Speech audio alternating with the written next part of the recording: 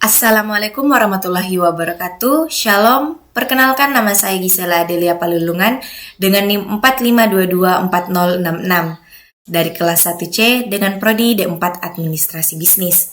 Di sini saya akan membawakan materi tentang fungsi pengorganisasian.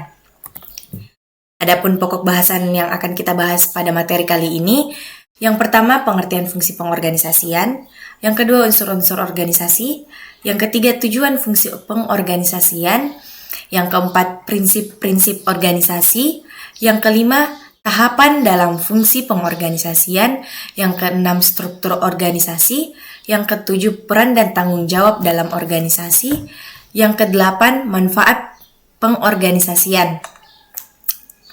Langsung saja kita masuk ke pokok bahasan yang pertama. Pengertian fungsi pengorganisasian. Apa sih fungsi pengorganisasian itu? Fungsi pengorganisasian adalah proses manajerial untuk mengatur, menyusun, dan mengelompokkan sumber daya, tugas, serta wewenang secara sistematis agar tujuan organisasi dapat dicapai secara efektif dan efisien. Pengorganisasian bukan hanya soal struktur, tapi juga soal bagaimana pekerja dibagi, bagaimana otoritas diberikan, dan bagaimana koordinasi dilakukan antar bagian dalam organisasi. Kita masuk ke pokok bahasan yang kedua, yaitu unsur-unsur organisasi. Unsur-unsur organisasi tersebut ada 5, yaitu manusia, tujuan, struktur, tugas dan fungsi, lingkungan, dan teknologi. Nah, unsur organisasi yang pertama yaitu manusia. Manusia adalah unsur yang paling utama dan tidak dapat digantikan. Tanpa manusia, organisasi hanya akan menjadi struktur mati. Manusia berperan sebagai pengelola organisasi, pelaksana tugas atau karyawan, pihak yang berinteraksi dengan lingkungan dan teknologi. Contohnya, seorang manajer memimpin tim untuk menyelesaikan proyek. Tim tersebut terdiri dari individu dengan berbagai kompetensi yang saling melengkapi. Gitu. Lalu unsur yang kedua yaitu tujuan. Nah, organisasi dibentuk karena adanya tujuan bersama yang ingin dicapai. Tujuan bisa bersifat umum atau khusus. Lalu unsur organisasi yang ketiga yaitu struktur. Struktur organisasi mengatur pembagian kerja, hierarki, dan hubungan antar individu atau unit kerja. Struktur ini menjawab siapa melapor kepada siapa bertanggung jawab atas apa, dan bagaimana alur komunikasi dan pengambilan keputusan. Struktur bisa berbentuk fungsional, matriks, divisional, atau datar. Unsur organisasi yang keempat yaitu tugas dan fungsi atau job dan function. Nah, setiap anggota organisasi atau perusahaan memiliki tugas tertentu sesuai bidang dan posisinya. Tugas harus berdefinisi dengan jelas agar tidak terjadi tumpang tindih pekerjaan, konflik antar individu, dan kekosongan tanggung jawab. Fungsi organisasi mencangkup kegiatan inti seperti produksi, pemasaran, keuangan, dan administrasi. Lalu unsur yang kelima yaitu lingkungan dan teknologi. Organisasi membutuhkan sumber daya pendukung agar bisa menjalankan tugasnya dengan efektif, seperti teknologi, seperti alat-alat kerjanya, komputer, alat komunikasinya, terus informasi dan data, dana dan keuangan, seperti itu. Kita masuk ke pokok bahasan yang selanjutnya yaitu tujuan pengorganisasian.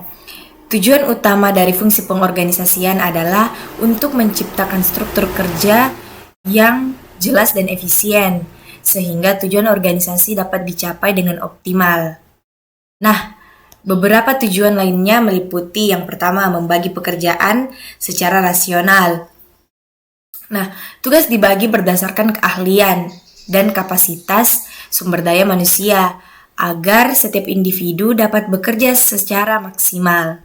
Lalu yang kedua, menghindari duplikasi kerja dan konflik tugas. di mana dengan pengorganisasian yang tepat, batasan tanggung jawab menjadi jelas sehingga tak ada peran yang tumpang tindih. Lalu yang ketiga, meningkatkan koordinasi dan sinergi antar unit, yaitu struktur organisasi yang baik memungkinkan setiap bagian bekerja sama dalam satu arah yang harmonis. Lalu yang terakhir, menyesuaikan pekerjaan dengan teknologi dan sumber daya yang ada. Organisasi bisa mengatur bagaimana SDM dan peralatan digunakan untuk mendukung pekerjaan secara optimal. Nah, lalu kita masuk ke pokok bahasan selanjutnya, yaitu prinsip-prinsip pengorganisasian. Dalam menyusun organisasi, terdapat prinsip-prinsip dasar yang menjadi pedoman agar struktur dan sistem berjalan secara efektif. Nah, yang pertama itu spesialis kerja. Spesialis kerja mendorong efisiensi dengan membagi pekerjaan berdasarkan keahlian dan pengalaman tertentu. Lalu rantai komando, yaitu menetapkan jalur komunikasi dan otoritas yang jelas dari level atas sampai ke bawah. Lalu unity of direction. Semua aktivitas dalam organisasi harus diarahkan pada satu tujuan utama sehingga tidak terjadi perpecahan fokus. Lalu delegasi wewenang, pelimpahan sebagai kekuasaan kepada bawahan untuk mempercepat pengambilan keputusan dan meningkatkan kemandirian kerja. Lalu rentang kendali atau span of control, yaitu mengatur jumlah bawahan yang dapat diawasi secara efektif oleh satu manajer agar pengawasan tetap optimal. Lalu yang terakhir, koordinasi dan integrasi, menghubungkan semua bagian organisasi agar saling bekerja sama dan tidak berjalan sendiri-sendiri. Kita masuk ke pokok bahasan yang selanjutnya, yaitu tahapan dalam fungsi pengorganisasian. Fungsi pengorganisasian dilakukan melalui proses bertahap yang saling berkaitan, yaitu identifikasi aktivitas, di mana menentukan jenis pekerjaan apa saja yang harus dilakukan untuk mencapai tujuan organisasi atau perusahaan. Yang kedua, pengelompokan aktivitas. Mengelompokkan aktivitas ke dalam unit kerja seperti departemen, divisi, atau bagian. Lalu ada penugasan tugas, yaitu menentukan siapa yang bertanggung jawab untuk setiap kelompok tugas atau setiap divisi. Lalu yang keempat, delegasi wewenang, yaitu memberikan kekuasaan kepada individu tertentu untuk mengambil keputusan sesuai dengan tugas yang diberikan.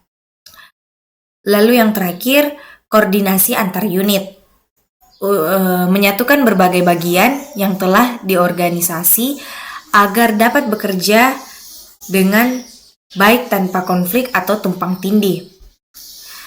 Tahapan ini memastikan bahwa setiap bagian dari organisasi memiliki kejelasan fungsi dan dapat bekerja sesuai dengan peran yang telah ditentukan.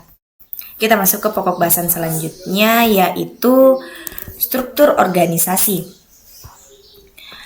Struktur organisasi adalah kerangka formal yang menunjukkan bagaimana tugas-tugas dibagi, dikelompokkan, dan dikoordinasikan di dalam organisasi.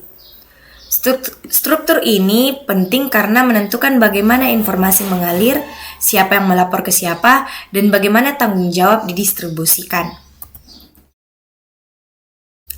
Nah, struktur organisasi. Beberapa jenis struktur yang umum digunakan. Yang pertama itu fungsional. Fungsional ini dibagi berdasarkan fungsi kerja seperti pemasaran, keuangan, dan operasional. Nah, yang kedua divisional. Dibagi berdasarkan produk, wilayah geografis, dan pelanggan. Divisional itu seperti divisi-divisi. Lalu yang ketiga matriks. Menggabungkan dua struktur, biasanya fungsional dan proyek. Lalu tim atau jaringan, lebih fleksibel dan digunakan dalam organisasi modern, terutama startup dan perusahaan teknologi. Kita masuk ke pokok bahasan selanjutnya, yaitu peran dan tanggung jawab dalam organisasi. Agar organisasi dapat berjalan dengan lancar, setiap anggota harus memiliki peran dan tanggung jawab yang jelas, termasuk job description, hubungan vertikal, dan hubungan horizontal. Apa sih dari ketiga poin ini? Nah, job description itu rincian tugas, wewenang, dan tanggung jawab seseorang. Lalu, hubungan vertikal yaitu menentukan siapa yang menjadi atasan dan siapa yang menjadi bawahan dalam garis otoritas, seperti tingkatan manajer tingkat atas, manajer tingkat tengah, dan manajer tingkat bawah. Lalu hubungan horizontal yaitu menunjukkan kolaborasi lintas fungsi, misalnya antar bagian pemasaran dan produksi. Nah, pengorganisasian yang baik mencangkup penggunaan alat bantu seperti RACI, matriks, yaitu R, responsible, siapa yang mengerjakan tugas, A, accountable, siapa yang bertanggung jawab atas hasil akhir, C, consulted, siapa yang perlu diajak diskusi, I, informed, siapa yang harus diberitahu hasilnya. Langsung saja kita masuk ke pokok bahasan selanjutnya, yaitu manfaat pengorganisasian. Manfaat pengorganisasian yang pertama yaitu meningkatkan efisiensi kerja.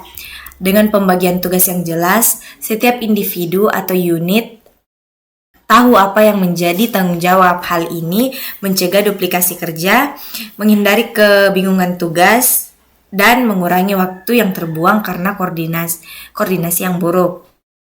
Contoh, jika bagaimana pemasaran tahu batas tanggung jawabnya dan tidak mencampuri bagian keuangan, pekerjaan bisa dilakukan secara paralel dan lebih cepat. Lalu, manfaat pengorganisasian yang kedua yaitu mempermudah koordinasi dan kolaborasi.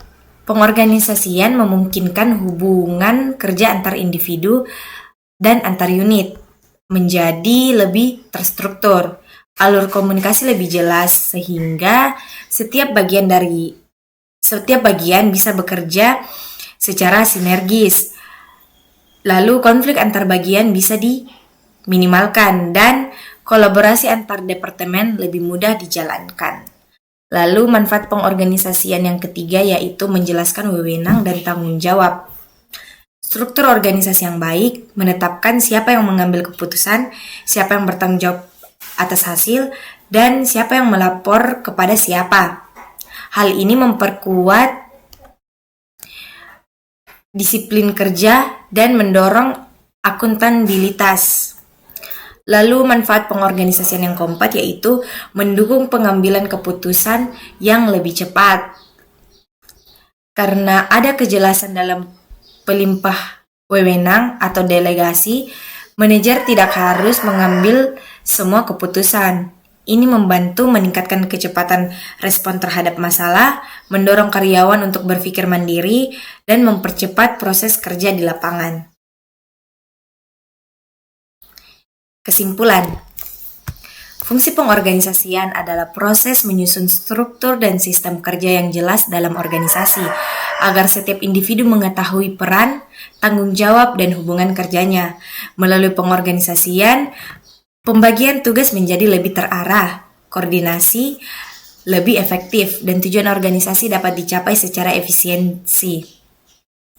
Unsur-unsur penting seperti manusia, tujuan, struktur, tugas, dan sumber daya harus dikelola secara terpadu untuk menciptakan organisasi yang produktif, fleksibel, dan berdaya saing tinggi. Baik, sekian dari saya. Maaf bila ada kesalahan kata. Semoga materi yang telah saya sampaikan dapat dipahami dengan baik. Sekian dari saya, terima kasih.